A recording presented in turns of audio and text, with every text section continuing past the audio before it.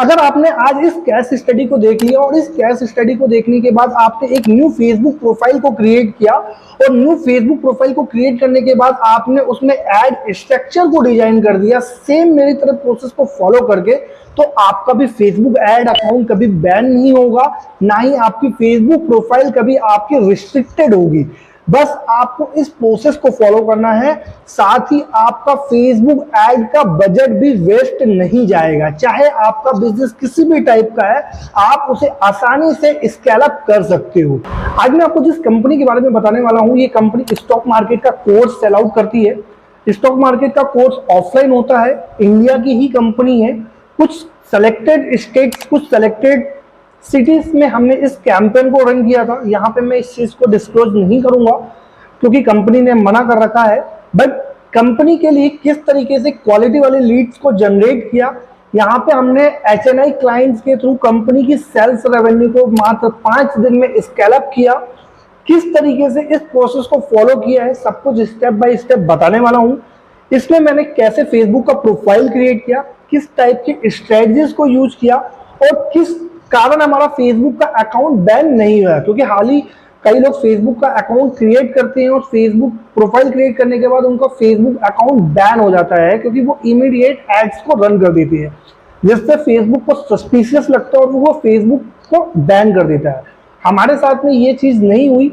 हमने फेसबुक का अकाउंट मात्र 5 दिन हुए थे, फेसबुक का अकाउंट क्रिएट किया। फेसबुक का अकाउंट क्रिएट करने के बाद उसमें हमने फेसबुक अकाउंट को क्रिएट करके फेसबुक एड के स्ट्रक्चर्स को डिजाइन किया, कैसे क्वालिटी वाली लीड्स को लेकर के आया और कैसे उनके सेल्स रेवेन्यू को इंक्रीज किया।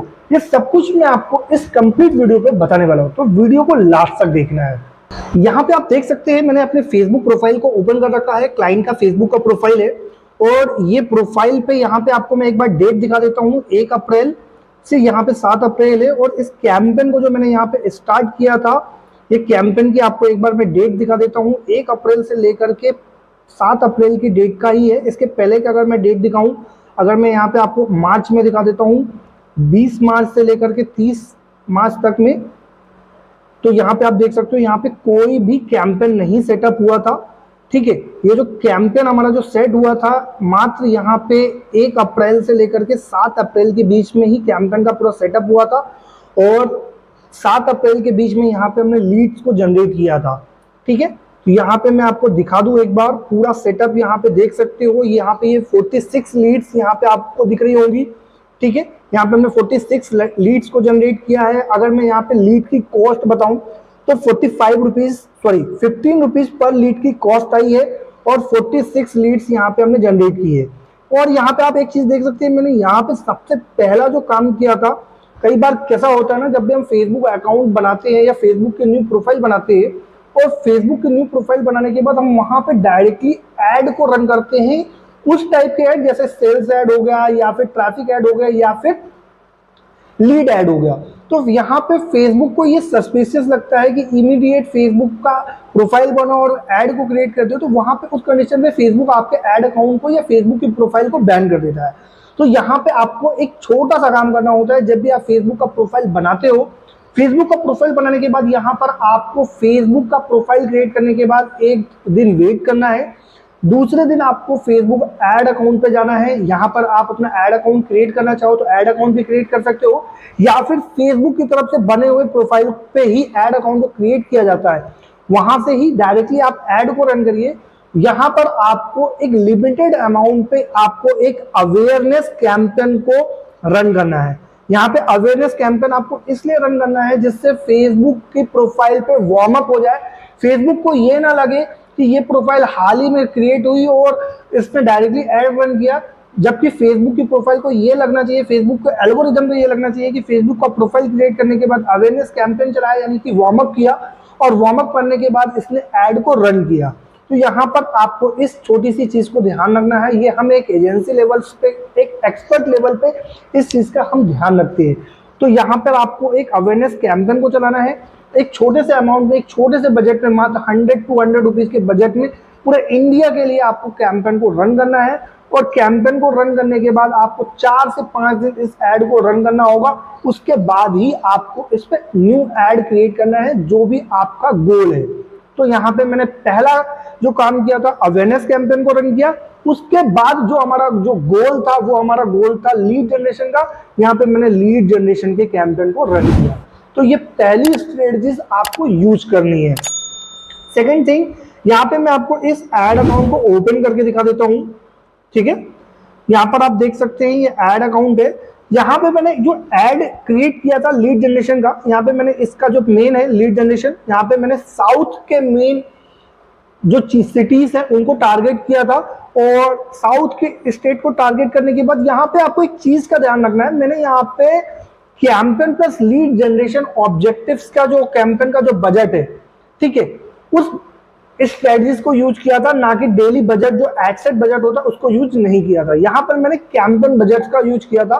कैंपेन बजट मीन्स मैंने एक कैंपेन के अंदर 3 एडसेट बना रखे हैं।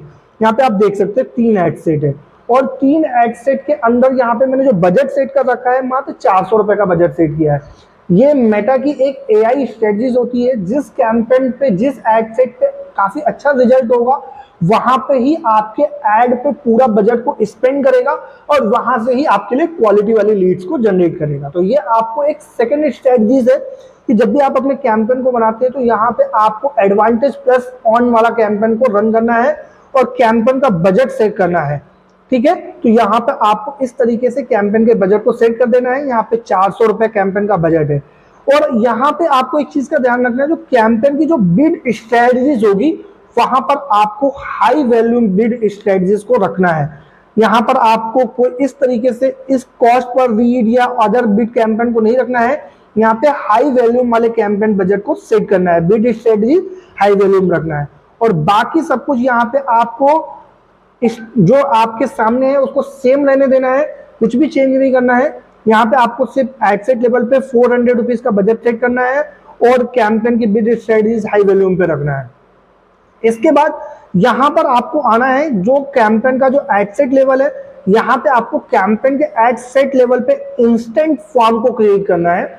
इंस्टेंट फॉर्म पे क्या होता है, जो कस्टमर आएगा, कस्टमर आपके एड को देखेगा, वहां पे आप उसके सामने एक फॉर्म आएगा। अगर वो उस फॉर्म पे क्लिक करता है तो उसके सामने कुछ जनरल इंफॉर्मेशन होती है, क्लाइंट का नेम, क्लाइंट का फोन नंबर, क्लाइंट की सिटी, क्लाइंट का ईमेल आईडी। हम इस जनरल इंफॉर्मेशन के थ्रू डेटा को कलेक्ट करते हैं। यहाँ पे आपको ध्यान रखना है कि आपका जो इंस्टेंट फॉर्म होगा तो उस इंस्टेंट फॉर्म को कुछ लेंथी प्रोसेस नहीं रखनी है, बिल्कुल सिंपल फॉर्म क्रिएट करना है जैसे मैंने क्रिएट किया था। और सिंपल फॉर्म क्रिएट करने के बाद क्लाइंट का डेटा को कलेक्ट करना है और डेटा को कलेक्ट करने के बाद आपको इस फॉर्म को यूज करना है। ठीक है, इसमें यहाँ पे कैंपेन का मैंने यहाँ पे फेसबुक का पेज जो था वो फेसबुक का पेज सेलेक्ट कर लिया। और यहाँ पे जो परफॉर्मेंस का गोल था मैंने यहाँ पे मैक्सिमाइज नंबर ऑफ लीड को सेलेक्ट किया है। यहाँ पे आपके सामने 2 ऑप्शन आएंगे, maximise number of lead, maximise number of conversion leads. तो आपको मैक्सिमाइज नंबर ऑफ लीड्स वाले ऑप्शन पे जाना है, क्योंकि ये जो पहला फेज होता है ना फेसबुक का, ये लर्निंग फेज होता है। तो आपको यहाँ पे लर्निंग फेज पे इस चीज का ध्यान रखना है। सेकेंड, यहाँ पे आपको कुछ भी चेंज नहीं करना है, जो कि एज है उसको एज इट इज रहने देना है। इसके बाद शेड्यूल वगैरह को कुछ भी चेंज नहीं करना है। और यहाँ पर आप देख सकते हैं लोकेशन मैंने यहाँ पे हाइड करके रखी है।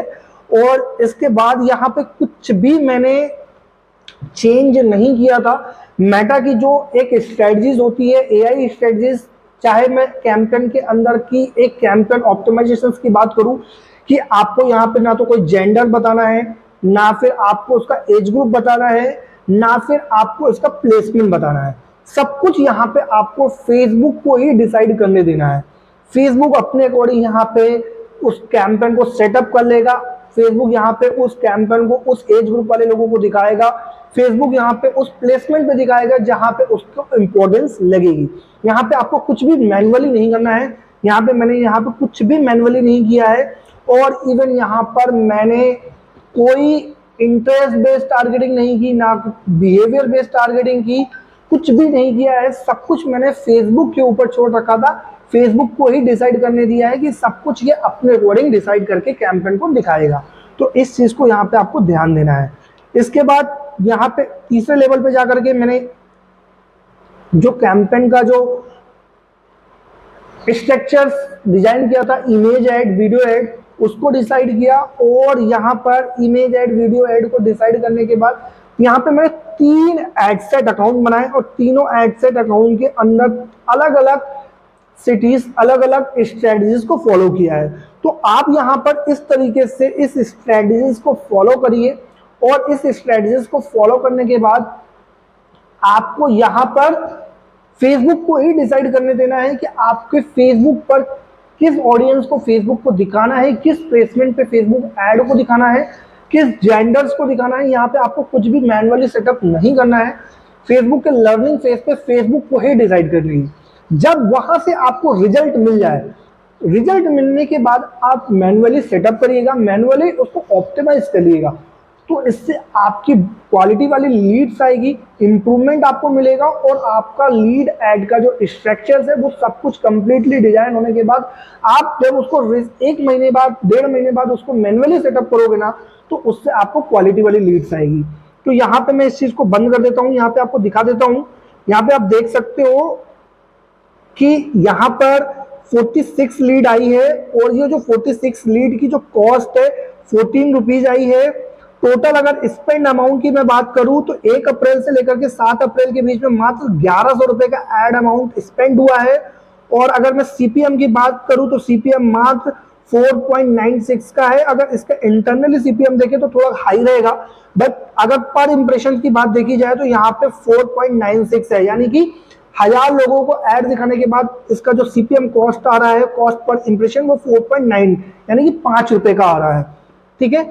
और सीपीसी कॉस्ट की अगर मैं बात करूं लिंक की तो 12 रुपीज, 8 रुपीज, 26 रुपीज है, या कि 12 रुपीज की ही काउंट करना है, क्योंकि हमारे यहाँ पे इसी लीड कैंपेन पे यहाँ पे 46 लीड आई हुई है।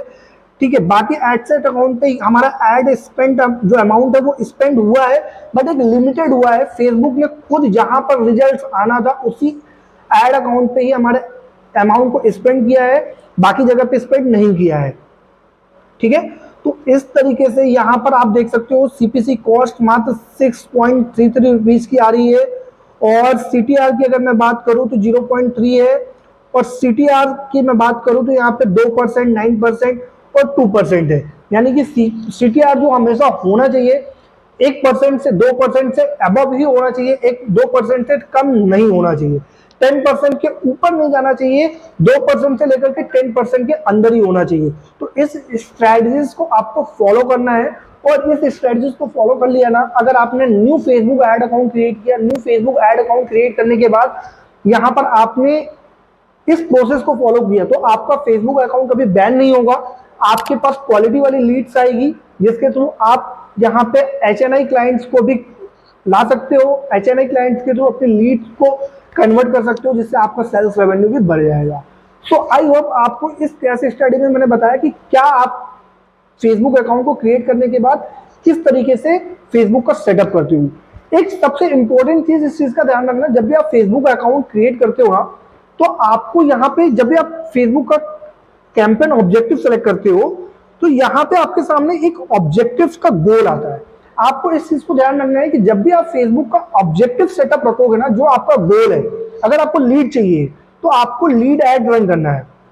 अगर आपका ई कॉमर्स का बिजनेस है तो आपको यहाँ पे सेल्स कैंपेन को सेलेक्ट करना चाहिए, या फिर आप आपका वेबसाइट पे ट्रैफिक लेकर के आना चाहते हो तो यहाँ पे आपको ट्रैफिक कैंपेन पे जाना चाहिए।